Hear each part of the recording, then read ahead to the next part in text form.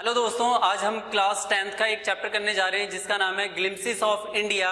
ठीक है, आज हम इसका पार्ट फर्स्ट करेंगे, अ बेकर फ्रॉम गोवा, और इसको बहुत ही अच्छी लैंग्वेज में सीखेंगे, बहुत ही आसान सी लैंग्वेज में, ताकि आप लोगों को समझ में आ सके। और ऐसा कॉन्सेप्ट बनाएंगे, इस कॉन्सेप्ट के जरिए हम क्या करेंगे, जो हमारे एक्सट्रैक्ट बेसिस क्वेश्चन आते हैं एमसीक्यूज, उसको भी हम सॉल्व कर पाएंगे। ऐसे मेथड से करेंगे। तो एक एक पॉइंट आप ध्यान से सुनना और उसे समझने की कोशिश करना। Bakers of Goa now as पादे।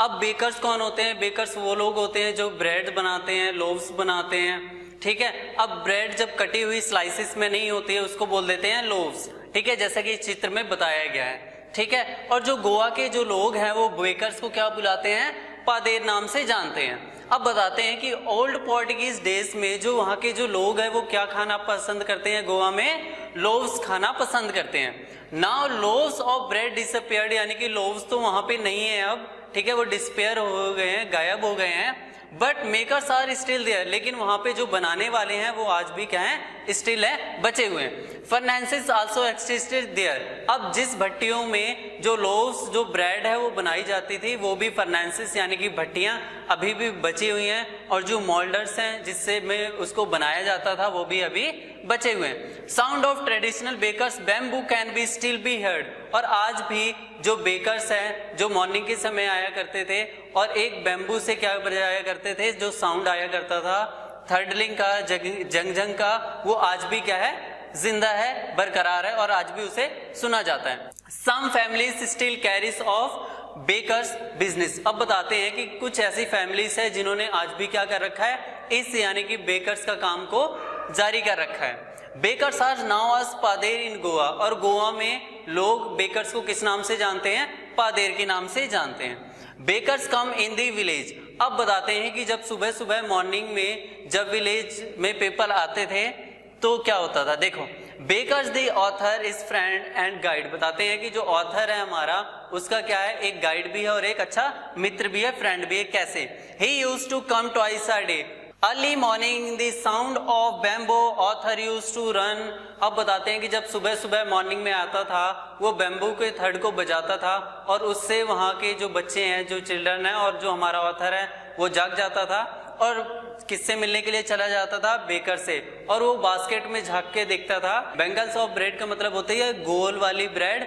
और कभी कभी जो ऑथर है, ऑथर ये बताता है कि कभी कभी जो क्या है बेकर है वो हमारे लिए क्या लेकर आ जाता था? स्वीट ब्रेड, यानी कि मीठी वाली ब्रेड भी लेकर के आ जाता था बच्चों के लिए। The maid and servants used to buy loaves carry them inside the house. और मॉर्निंग में सुबह सुबह जो मेड होती थी या सर्वेंट होते थे वो क्या करते थे? बेकर से लोव्स ले लेते थे और घरों पे रख देते थे। Delivering the loaves of bread. कैसे जो बेकर है वो कैसे लोव्स को डिलीवर करता था? Baker come with Jhang Jhang, यानी कि क्या करता था? अपने बैम्बू से किस चीज की आवाज निकालता था? झंग झंग की आवाज निकालता था। One has supported the basket on his head. एक हाथ से वो क्या करता था? सपोर्ट करता था अपने बास्केट को अपने हेड पर। ठीक है, and other hand bang the bamboo on the ground. और दूसरे हाथ से क्या करता था? अपने बैम्बू को जमीन में मारता था, जिससे किस चीज की आवाज आती थी? झंग झंग की आवाज आती थी।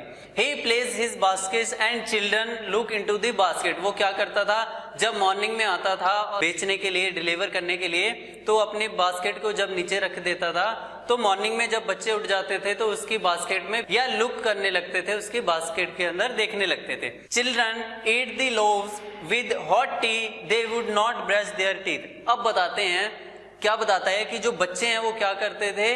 बिना ब्रश किए ही क्या करते थे? ब्रेड को खाने लगते थे चाय के साथ। वो ब्रश भी नहीं कर सकते थे। Importance of bread. अब क्या क्या गांव के जो पीपल हैं और जो गोवा के जो लोग हैं वो क्या बताते हैं कि ब्रेड ना बहुत ही ज्यादा इंपॉर्टेंट है। कैसे इंपॉर्टेंट है? बताते हैं bread was very important for all occasion. यानी कि जितने भी ओकेशंस है, चाहे वो वेडिंग फंक्शन हो, चाहे वो मैरिज हो, चाहे वो बर्थडे हो, सभी ओकेशंस में किस चीज का होना? ब्रेड का होना बहुत ही ज्यादा इंपॉर्टेंस माना जाता है। मैरिज गिफ्ट वर मीनिंगलेस। बताते हैं कि मैरिज के जो गिफ्ट होते थे वो मीनिंगलेस माने जाते थे। क्यों? क्योंकि without the sweet bread of ball.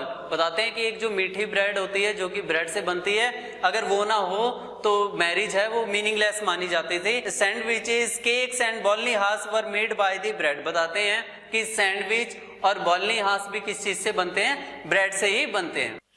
Dress of baker, यानी कि जो बेकर जो होते थे उनकी ड्रेस कैसे होती थी?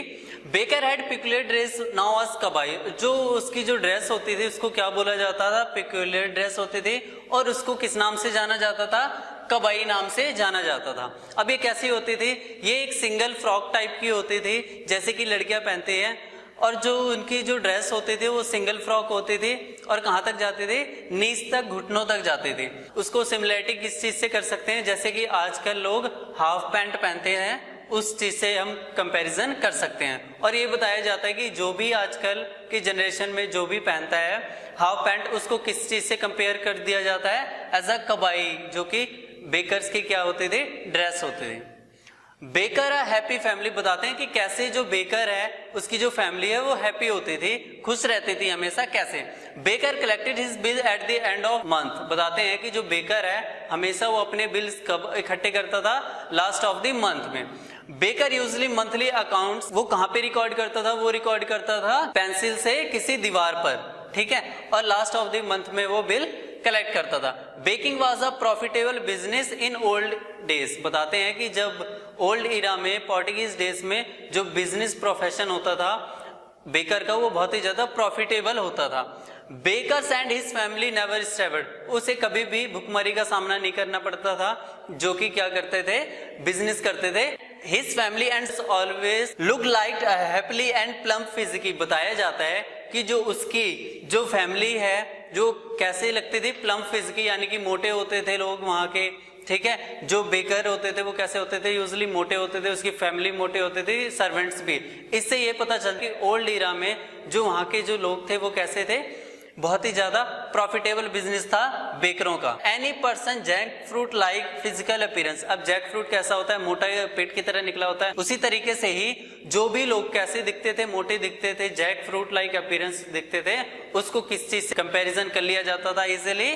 जैसे कि वो क्या हो? बेकर हो।